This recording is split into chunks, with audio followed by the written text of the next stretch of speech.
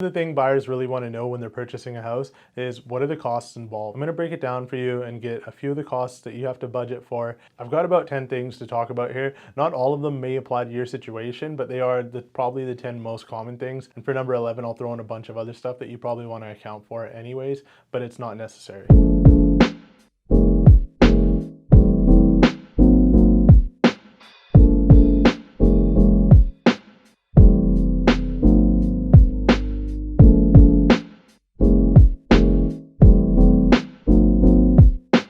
Number one, a home inspection. One of the main things you want to do anytime you purchase a house is a home inspection. If it's a brand new house, you might not want to. You might do a deficiency walkthrough instead.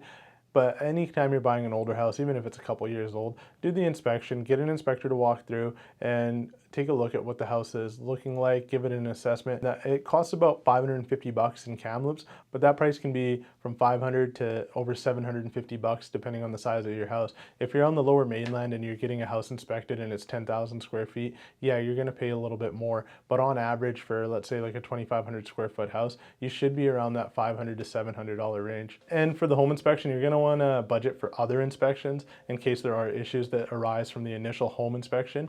Stuff like checking out the septic and sewer lines, checking out the foundation again, maybe looking at the property for an oil tank, things like that. You might come back and there might be issues with the electrical that might need to be checked out by an electrician. So all those costs might add up on top of what the initial home inspection is. And again, that varies depending on what you're getting yourself into and what the condition of the house is like. Number two, an appraisal. An appraisal will be needed if you're going to mortgage the property and the bank wants to get an idea of what the value is and make sure that you're not paying over what market value might be. In Kamloops, appraisals are around $300. In other cities, they might be more, might be up to $500, but you'll need them when you're doing financing so the bank has an idea of what the fair market value is of the property in case you're getting into a bidding war or in case you're overpaying for something. They don't want to be over leveraged based on what you've decided to pay. Number three, the lawyer fees. The lawyers will do what's called conveyancing, where they take the mortgages on and off the title and then they actually transfer the title as well. That costs around $1,200 in Kamloops for a purchase of like a standard house. If you got property on leasehold land, it's going to be a little bit more. A strata property might be more because there's more that the lawyers have to look into. But if it's just a cut and dry freehold house, it'll probably be closer to $1,200, but that can go up depending on how complicated the legal matters get and what else is entailed on their end. If they have to put hours upon hours of work into it, obviously those prices are going to go up. Another cost that might come up when you're doing your legal fees is title insurance. I would always do title insurance in case something pops up later on down the road where there's an issue regarding the title or what is on title and it wasn't caught by the realtors or the lawyers initially. Oh, I forgot. You know what? I forgot. Actually, part of the lawyer fees, they do what's called a statement of adjustments. If you're buying a house and the sellers have already paid part of, like, let's say strata fees or property taxes or the utilities, what they'll do is they will reimburse the amount that the sellers have paid for what they've used. So let's say you're buying a house and you get possession of it on January 10th. They will actually reimburse, if the sellers have paid, they'll reimburse them for 10 days of the year or 10 days of the month, depending on how much they've paid, if they've paid. If the sellers are moving out and they haven't paid, they're gonna actually have to pay you if you're paying for the property taxes or whatever else, like the utilities or the strata fees for those days that they've occupied the property in that month or that year. Number four, the deposit. The deposit is usually paid by the buyer to the buyer's brokerage and it's held in trust until the sale completes.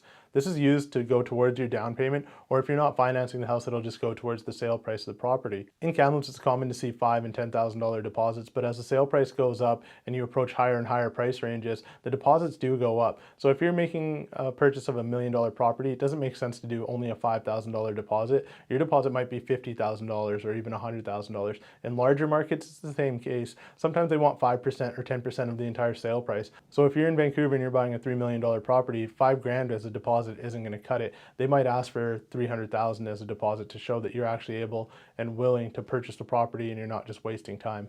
Number five is mortgage insurance. Number five is mortgage insurance.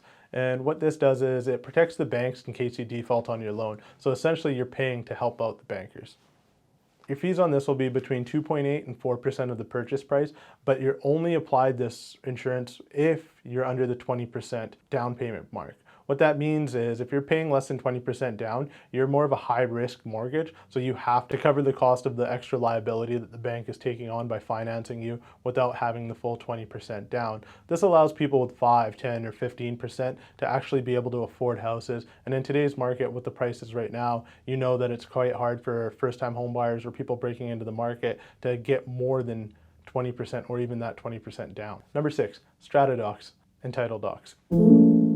So these will be like your charges on title and the title itself. The strata docs will be like the minutes, the strata rules, bylaws, all of that fun stuff, the insurance information, everything. And usually this is covered by your realtor.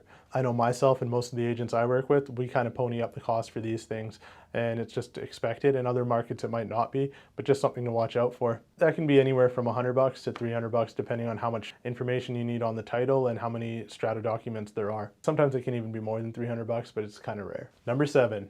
I know we talked about mortgage insurance already, but now we're going to talk about other insurance, and that's going to be home insurance or content insurance. This depends on what your situation is like. Again, if you're moving into a strata, a lot of the stratas have an insurance policy based on the building, but you might need your own insurance for your contents and a little bit of liability. That insurance policy is generally a lot less than homeowners insurance. And what homeowners insurance does is it gives you your own policy for your own house or townhouse or duplex, depending on what the situation is like.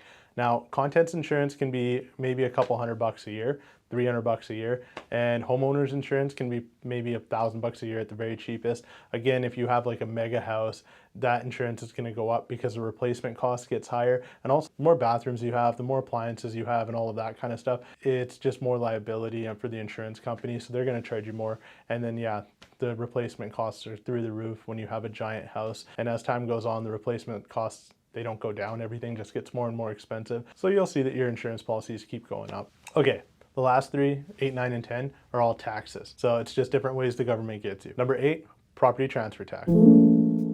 Property transfer tax, or PTT, is broken down into kind of 3 segments. From 0 to 200,000, you're paying 1% on that portion. From 200,000 to 2 million, you're paying 2% on that portion. And then anything over 2 million, you're going to pay 3% on that. So they kind of lump that all together and do the equation. That's what you'll be paying property transfer tax on.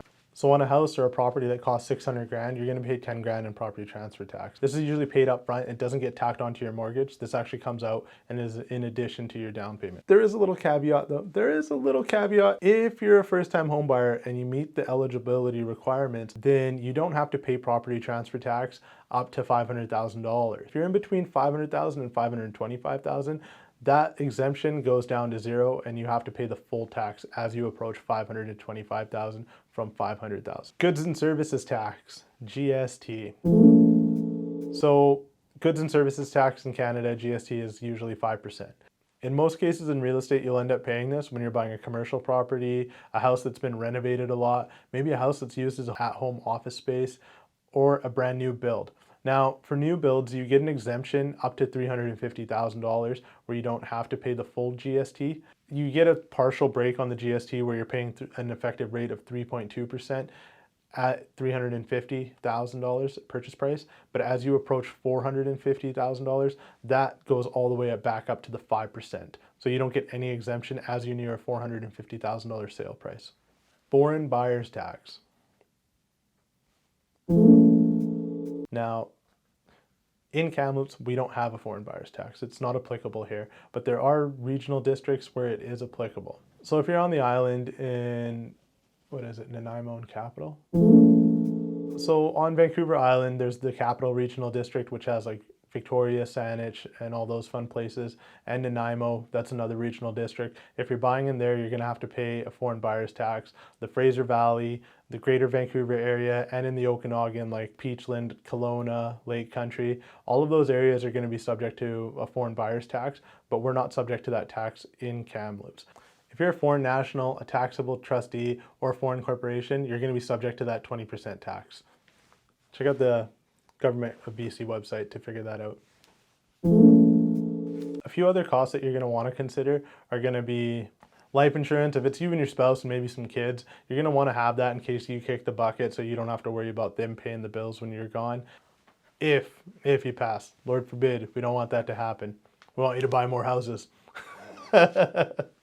Moving fees, that depends on where you're moving from, what you're doing, and how much work you're going to get the movers to do. If you're going to get them to come in and pack everything, that's one thing. If you're going to pack everything up and just have them move the truck maybe, or sometimes there's different services where they'll just drop off a container, you pack up the container, and they'll ship it over to your new house. So that all varies, but probably a couple grand. And little stuff like changing locks, internet and utility hookups, things like that, gas hookups, hydro, if there's any installation costs there. That's pretty much the most common issues that you're going to come across when you're purchasing a property. I'll get into a few of those things in more detail in maybe separate videos because they're going to be beyond the scope and time that I've set aside for this today.